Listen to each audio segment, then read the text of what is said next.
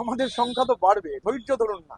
আমার সঙ্গে লোকসভার বেশ কিছু এমপির গতকাল কথা হয়েছিল, টেলিফোনেই কথা হয়েছিল। তিনি সুখেন্দু শেখর রায়ের মতো মানুষ, তাকে লাস্ট বেঞ্চে বসানো হয়েছে, কারণ এটা হচ্ছে লিডার অফ দি হাউস, তিনি এটা ঠিক করেন যে কে কোথায় বসবে। অভিষেক বন্দ্যোপাধ্যায়ের সংগঠনে সং আছে, গঠন নেই। আমি সুখেন্দু শেখর রায়, তার ব্যক্তিগত মতামত, তিনি সিদ্ধান্ত নিয়েছেন। সুখেন্দুদা যে কথাগুলো বলেছেন সেই কথাগুলোর সঙ্গে আমরা একমত। তিনি সেই কথাগুলো বলে তিনি মনে করেছেন তিনি সদস্য থাকবেন না রাজ্যসভার, ইস্তফা দিয়েছেন। সুখেন্দুদার আমি সুখেন্দুদার এটা ব্যক্তিগত মত, তিনি আমাদের সঙ্গে কোনো আলোচনা হয়নি, কিন্তু তিনি এই সিদ্ধান্ত গ্রহণ করেছেন। গণতান্ত্রিক দেশে মানুষের সিদ্ধান্ত গ্রহণ করবার সম্পূর্ণ অধিকার রয়েছে। এবং আমি সংবাদ মাধ্যমে আমাদের রাজ্যের বর্ষিয়ান রাজনীতিবিদ, একাধিকবারের রাজ্যসভার সাংসদ সম্মানীয় শ্রী সুখেন্দু শেখর রায়, তিনি আজকে রাজ্যসভার মেম্বারশিপ থেকে ইস্তফা দিয়েছেন, দলীয় পদও ছেড়ে দিয়েছেন, আমি দেখেছি। এখন আমি সবসময় মনে করি, আমরা সবসময় মনে করি যে ইচ্ছার ঐক্যটা খুব গুরুত্বপূর্ণ। এখন বহু মানুষের ইচ্ছা যখন মিলে যায়, তখন সেই ইচ্ছার ঐক্য তৈরি হয়। এবং গণতন্ত্রের জন্য আধিপত্যবাদের বিরুদ্ধে যারা মত চাপিয়ে দেওয়ার চেষ্টা করেন, তাদের বিরুদ্ধে ইচ্ছার ঐক্য খুব গুরুত্বপূর্ণ। আমি সুখেন্দু শেখর রায়, তার ব্যক্তিগত মতামত, তিনি সিদ্ধান্ত নিয়েছেন। সুখেন্দুদা যে কথাগুলো বলেছেন সেই কথাগুলোর সঙ্গে আমরা একমত। তিনি সেই কথাগুলো বলে তিনি মনে করেছেন তিনি সদস্য থাকবেন না রাজ্যসভার, ইস্তফা দিয়েছেন। আমি সুখেন্দুদার এটা ব্যক্তিগত মত, তিনি আমাদের সঙ্গে কোনো আলোচনা হয়নি, কিন্তু তিনি এই সিদ্ধান্ত গ্রহণ করেছেন। গণতান্ত্রিক দেশে মানুষের সিদ্ধান্ত গ্রহণ করবার সম্পূর্ণ অধিকার রয়েছে। এবং আমি যে কথা বলছিলাম যে ইচ্ছার ঐক্য, আমার মনে হয় যে আমাদের এখানে আমাদের লেজিসলেটিভ পার্টির যারা সদস্য আছেন, তাদের যে ইচ্ছা, সেই ইচ্ছার ঐক্য, একই ধরনের ইচ্ছা, সেই ইচ্ছার ঐক্য বোধহয় দিল্লি পর্যন্ত পৌঁছেছে।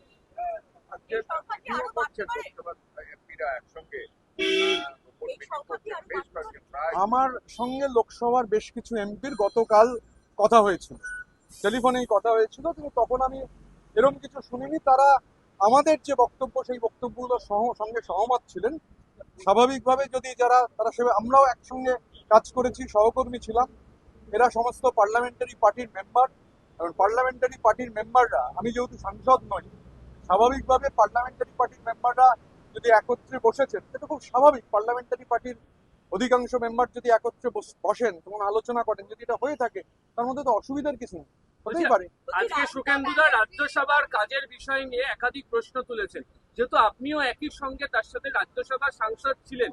সুখেন্দুদার বক্তব্য, বিশেষ একজন রাজ্যসভার ব্যক্তি কোনোভাবেই আপনাদেরকে কথা বলতে দিত না এবং আপনাদেরকে লাস্ট বেঞ্চে পাঠিয়ে দিত।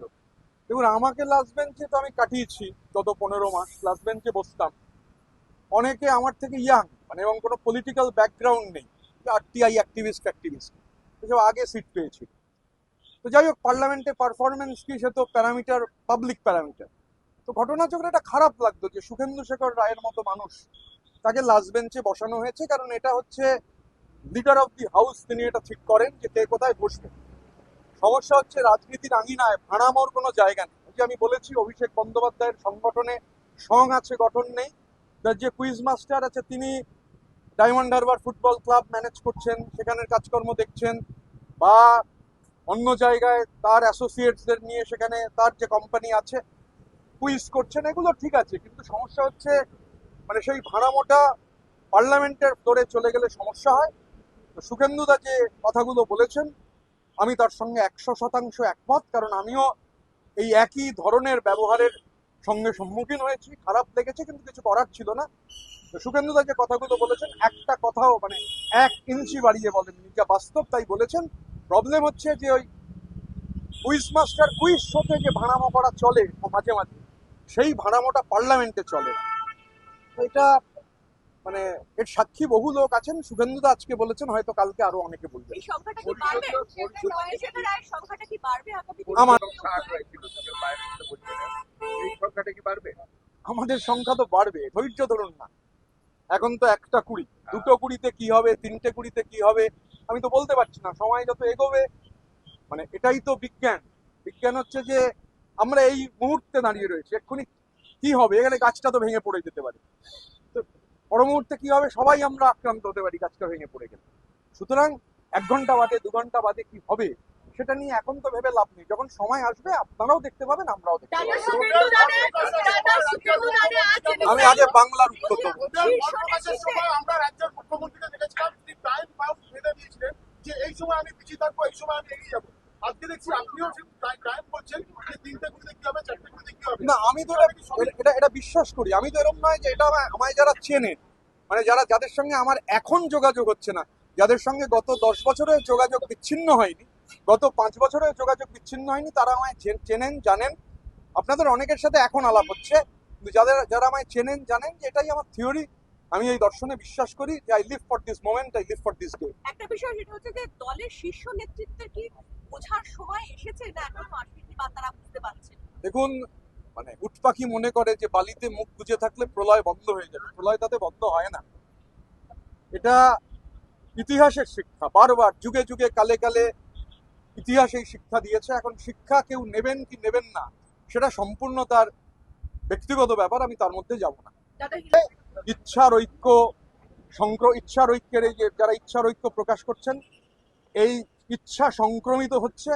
আর দিল্লি থেকে কলকাতার দূরত্ব, কলকাতা থেকে দিল্লির দূরত্ব মাত্র 1435 কিলোমিটার। স্বাভাবিকভাবে আমার ধারণা এই সংখ্যা বাড়বে। দাদা